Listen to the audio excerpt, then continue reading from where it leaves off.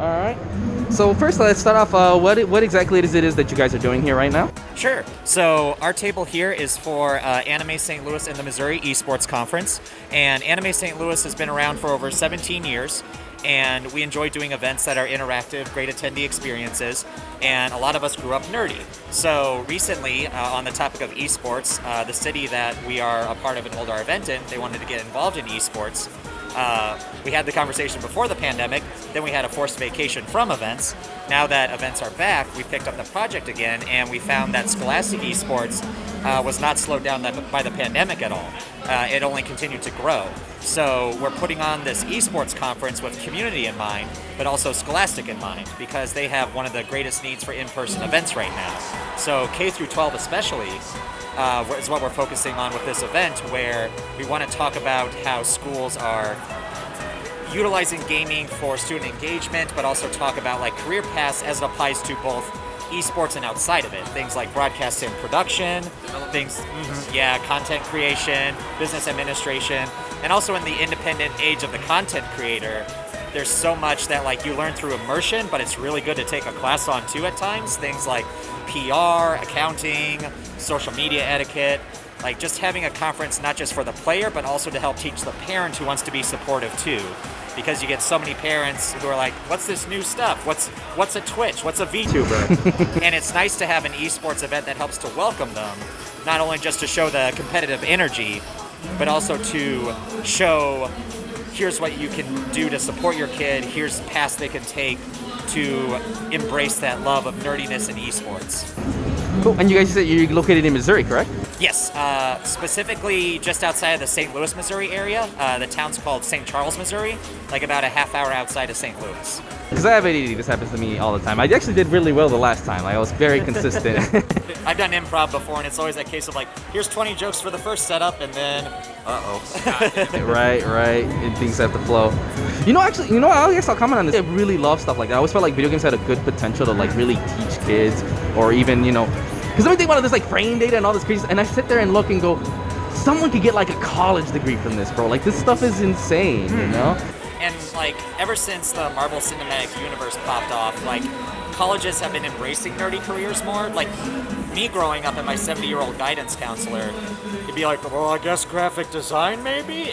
But now you've got whole things for like game design, art as it relates to like making worlds and music composition, where now video games are essentially like AAA movie productions where it's a whole orchestra making these soundtracks and stuff.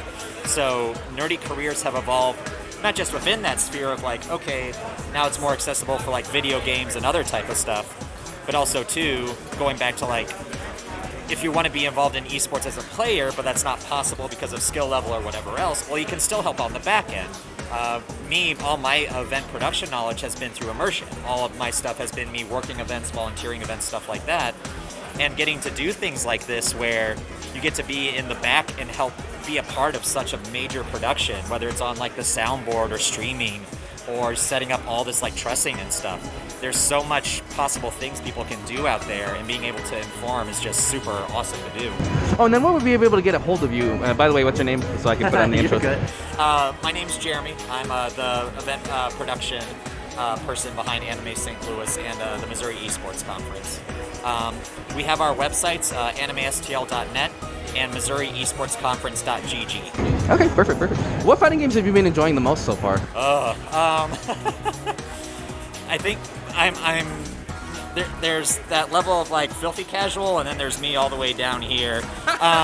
So fighting games, I'll usually like touch them upon them once in a while just to like see what they're like and enjoy them. Like I've enjoyed Skullgirls.